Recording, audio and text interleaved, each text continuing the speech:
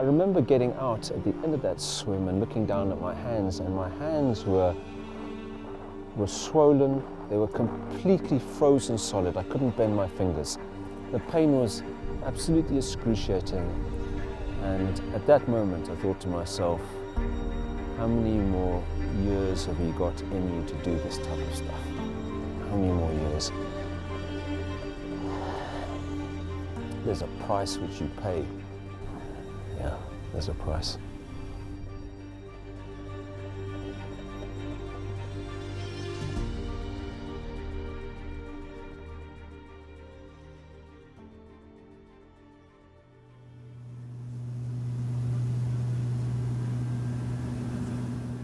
My motivation is very, very simple. I've been swimming for over 30 years. I've seen the oceans change, and I'm passionate about trying to protect these last wilderness areas on this earth. These areas are so, so special. I remember a few days ago when I was down there by the emperor penguins, and you just see how harsh their life is.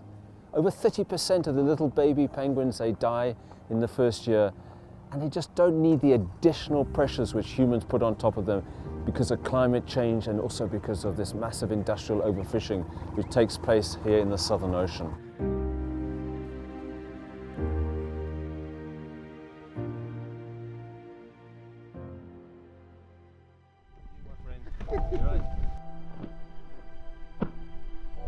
Thank you for coming. Thank you.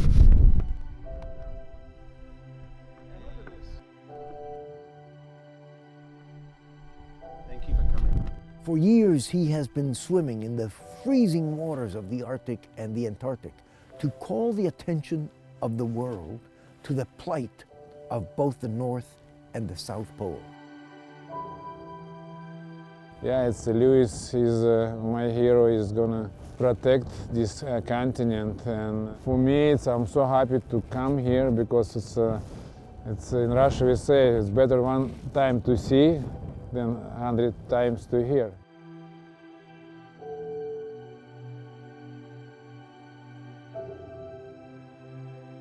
Some people say that oh, Lewis has got loads of experience, this isn't hard for him, he doesn't get cold, he's superhuman. Nothing could be further from the truth. I've been swimming now for the past 6 months preparing for this swim. Freezing cold, many, many days. It's hard.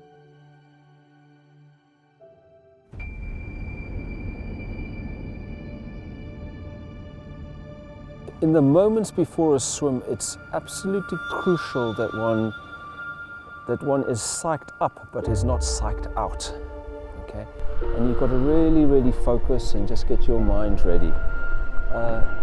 Because these swims are so dangerous, because I'm now going to be swimming through a tunnel with ice on top of me, in water which is about 0 degrees, and ice which can fall down, and moulins which can suck you straight the way down to the bottom, hundreds of meters down to the bedrock.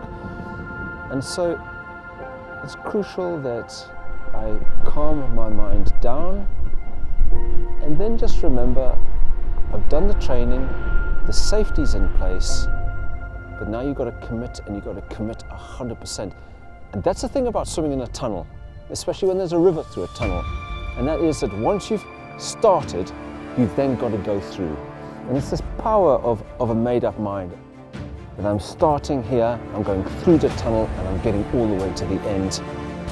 And nothing is going to stop me from getting there. There was one moment of great tension and utter fear and terror during that swim. I was going through the tunnel, I was about halfway through, and then from above, I heard this almighty boom. It was like somebody had fired a cannon straight the way through. And I looked up and I thought to myself, no, please, no, no. I thought, is this whole thing going to come piling down on top of me? And luckily nothing happened. And I swam those last few meters through that tunnel as quickly as I could. I have never, ever been so happy to see the light at the end of the tunnel.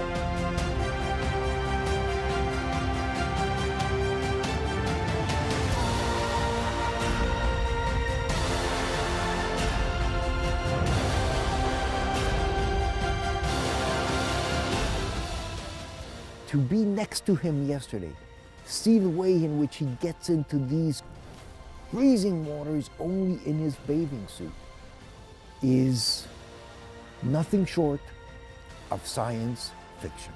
And everybody ready right now to get together as a big team to fight against climate change for one reason, for the future life on the planet. I can assure you about one thing, and that is that my determination to protect this part of the world is far stronger than the indifference of any political leaders. I will stand and I will fight for this place, whatever the cost. Whatever the cost.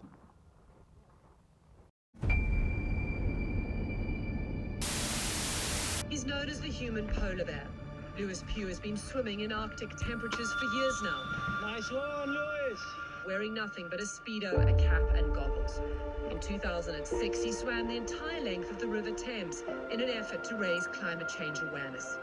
The following year, he became the first person to complete a long-distance swim at the North Pole, and the first person to swim the width of the Maldives. Now Pugh is back again to help fight climate change. And this time, he's swimming across the Antarctic, specifically under the Antarctic ice sheet. Lewis Pugh has seen the impact of rising sea levels up close. The British endurance swimmer, nicknamed the human polar bear, just became the first person to swim beneath an Antarctica ice sheet to show the world what it's about to lose. I've never seen anything as beautiful as this. Scientists recently revealed that underwater glacial melting is happening up to 100 times faster than they thought. This place needs protecting.